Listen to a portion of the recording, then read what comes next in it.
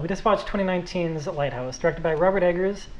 It is a sophomore feature film effort, and it is about two lighthouse keepers who become stranded on an island tending their lighthouse, where they eventually go mad and all sorts of hijinks ensue. So thank you everyone for joining us again. I know that it was a very emotional movie. There's a lot to unpack, a lot of symbolism, a lot of words said. What are your guys' initial impressions? You just saw the movie. I've seen it 4 times before. What's your initial take after the credits rolled? I just really thought, not getting into anything too deep, but I thought the aesthetic choices that the film made were very good. Like, the first thing that I noticed was that it was filmed in on actual film. Black and white film, and how it was in 4:3 aspect ratio, which I thought was an interesting choice, especially in today's day and age. I love this film's entire aesthetic, and I love how Robert Eggers includes every single part of cinema as part of symbolism. So, it was in 4:3, 35mm black and white, and it just gives such a feeling of claustrophobia. It gives us such an immersion into the time period. And it was really creative, and it was a super brave choice for him to go with that. I thought it was brilliant, and he took a risk, and it really paid off, and to make something that was really, really memorable. I think, at the very least, you can all agree with that now. I will say, the aesthetic choice was very inspired.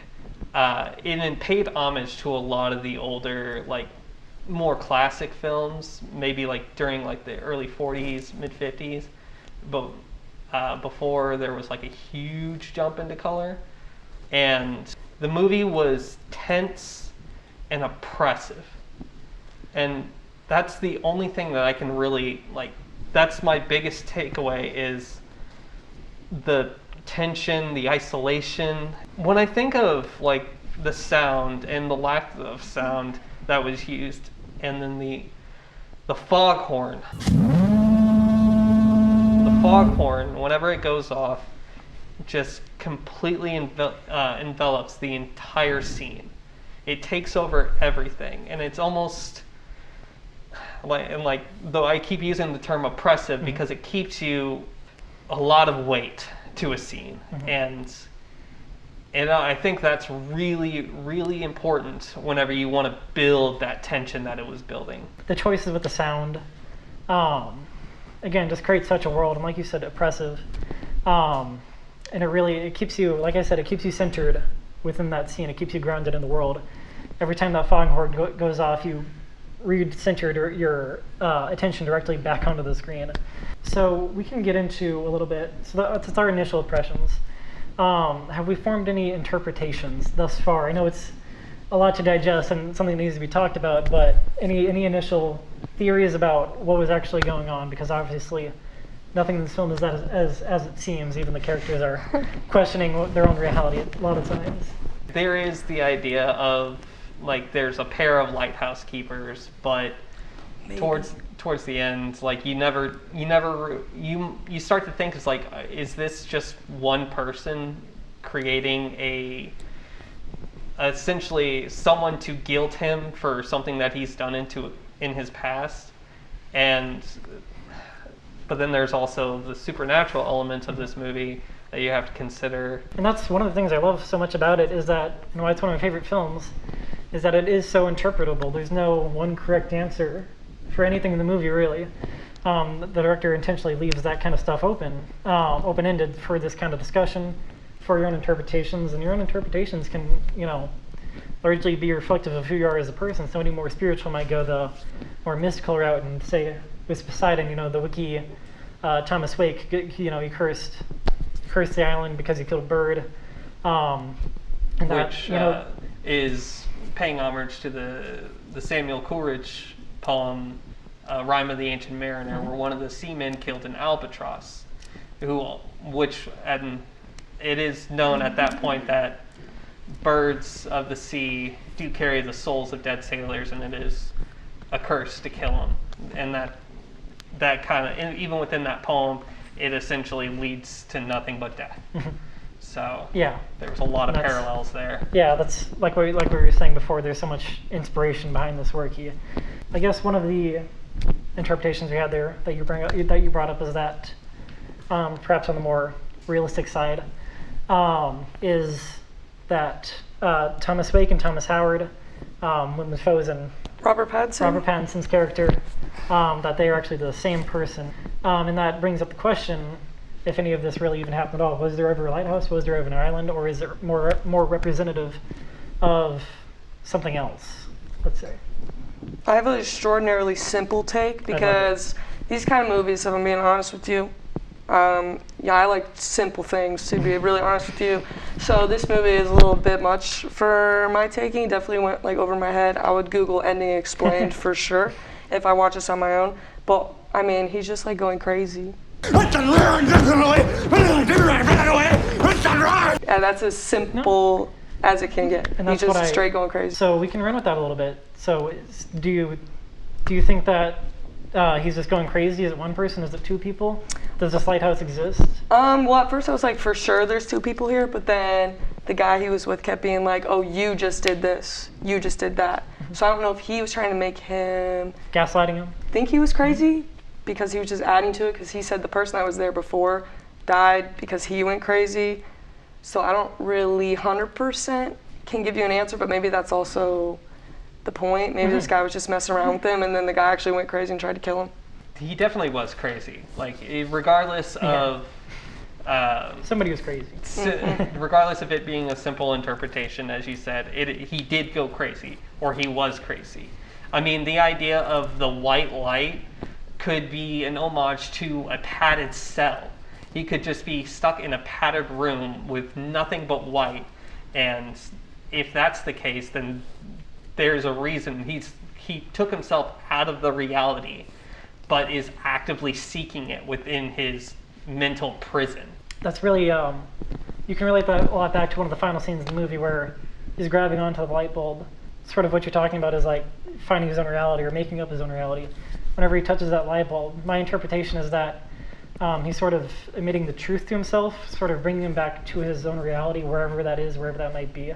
And he topples down the stairs, and of course we get that haunting final shot of him being eaten alive by these pelicans and seagulls right over there.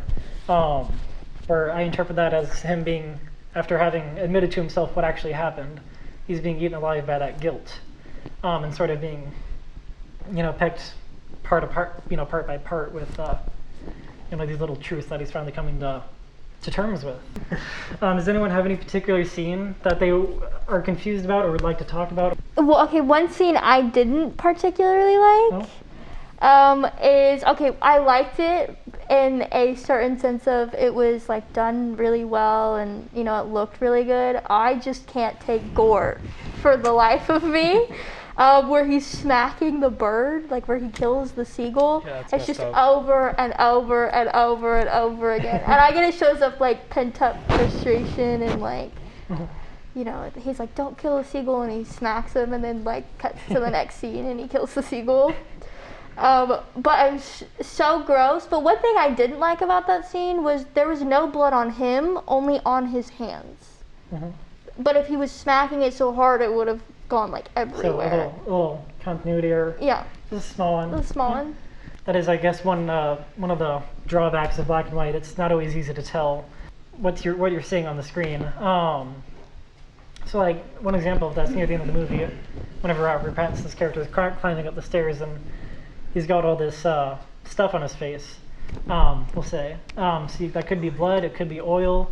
I mean, if you're dissecting that scene from maybe more of a religious standpoint, you have someone soaked in blood trying to seek the peak, the heaven's gates almost, and when I'm thinking about it, I'm just reminded of the Hermes.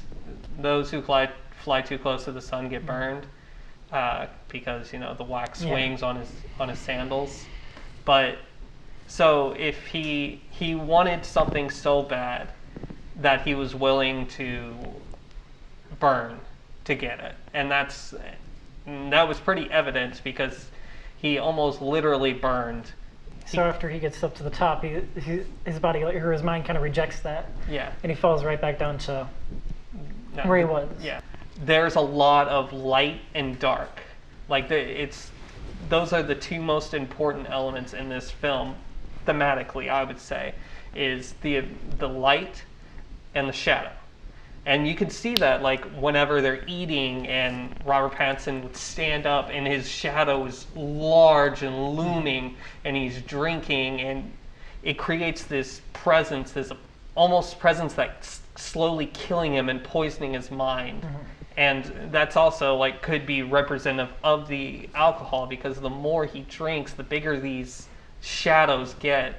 I mean, every single scene, it's present. Yeah. And it's, like you said, looming.